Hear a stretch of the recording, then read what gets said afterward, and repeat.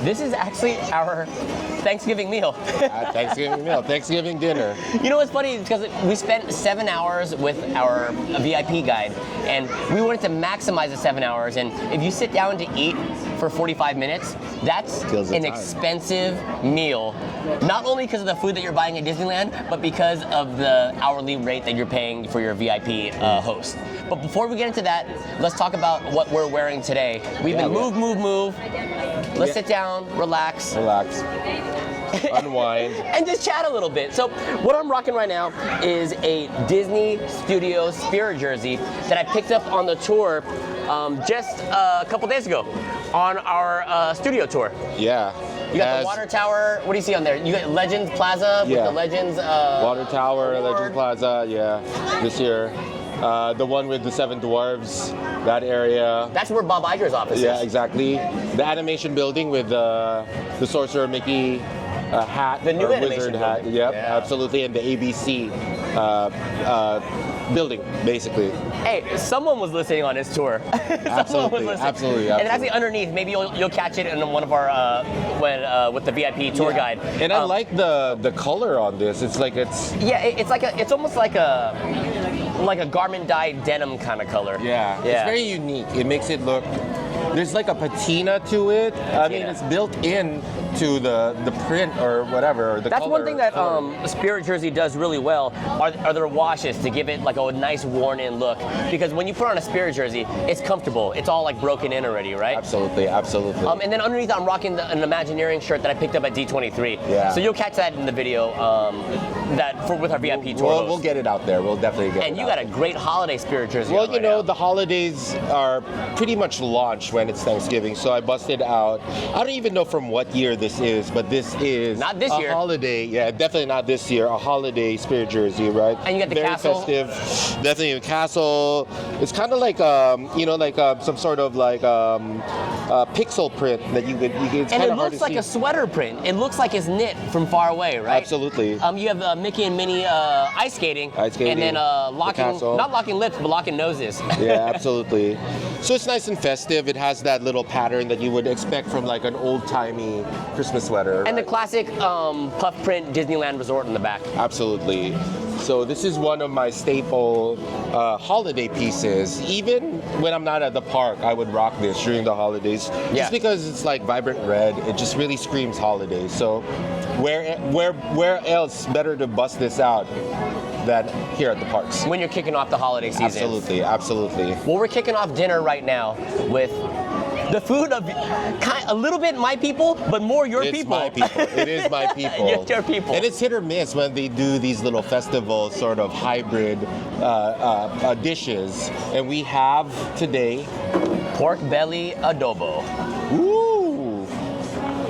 So right away you see a nice chunk of pork belly, green onion at the top, chicharron, fried pork skin. On top of that, over a bed of garlic rice. So, what are your expectations? My expectations, I'll keep it real. My expectations are low, just because whenever I've had Filipino fare at the parks, sometimes it smacks, but sometimes it's a little bit lacking. You know, Filipino food, it's comfort food. It's cooked with love, right? And sometimes when you mass produce a lot of these meals, you know, you lose the love. Absolutely, absolutely. Even though we've met a lot of Filipino cast members on this trip. Oh yeah, especially on this trip. Shout out to the kababayans out there, man. So let's give it a shot, man. You know, looking at this pork belly, like there's a good amount of fat there, but that's expected. Yeah, pork belly in itself is really like bacon. If you slice up pork belly, that's what bacon is, right? And you get a smattering of textures with regards to this dish, because you have the crispiness of the chicharron and then the chewiness of the pork. So. And I cook adobo quite often. I cook more chicken adobo than pork adobo. I never really put chicharron on adobo. Have you seen that before? You know what? I've seen that before, but it's not common to the adobo dish. It's not really something that you would expect. You know what's funny? I might start doing this to mine. Let's see if it smacks. To add the crunch. If it smacks, you can try it in your own version of adobo. There, that's a perfect bite. You got some garlic rice, you got some pork belly, and then you have have the chicharron at the top for the crunch. So you went straight coup de grace. The classic pork belly flavor is there. It's not hidden by the adobo flavor, but I taste the soy sauce. I taste the vinegar. That's what adobo really is. So, newsflash, I mean, you can do adobo so many different ways. There's some adobo that's a little bit more on the vinegary side. There's more adobo on the soy saucy side, on the toyo side, right? My personal preference is more on the soy sauce side. I like it really umami and salty, right? I think the vinegar taste to me, when it's reduced, I can deal with it. But when it's not reduced, the pungency of the vinegar sometimes hits a little too much for my own sensitive nose. But this one, the pork belly is tender. The adobo flavor is there. The adobo flavor isn't extremely complex. So let me break you off with some knowledge on how I cook my adobo. Saute the onions first to break down the onions. Saute the peppercorns, the bay leaves, dark light soy, patis, which is fish sauce. Fish sauce. The vinegar, and garlic also, sautéed garlic. And what else did I put in? And then once you get that all mixed up, the peppercorn, dude. Oh, the peppercorns. Yeah, the peppercorns all in there. And then I get a little bit of scrapings on the bottom for the bits.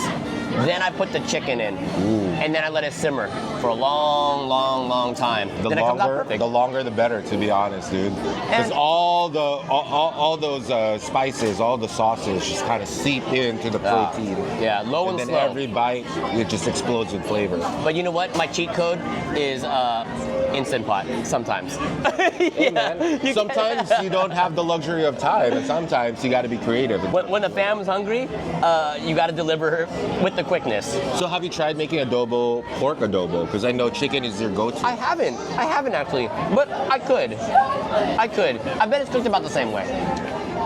Maybe I'll try it on the next time. What's your thoughts about the garlic rice and how they're executing the garlic rice here? You know what? The garlic rice is great. Maybe I'm a little bit lazy, or maybe I haven't found the perfect way to do the garlic rice, but normally when I do it, I just do straight up just white rice. So I like the garlic rice.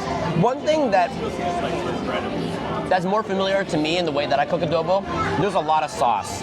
A lot of sauce that can be a nice gravy all over your rice. Yeah. All over.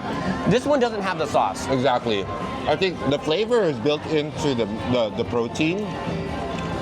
But for a really homemade, authentic adobo, you really want to have that salsa, that sauce. You know what?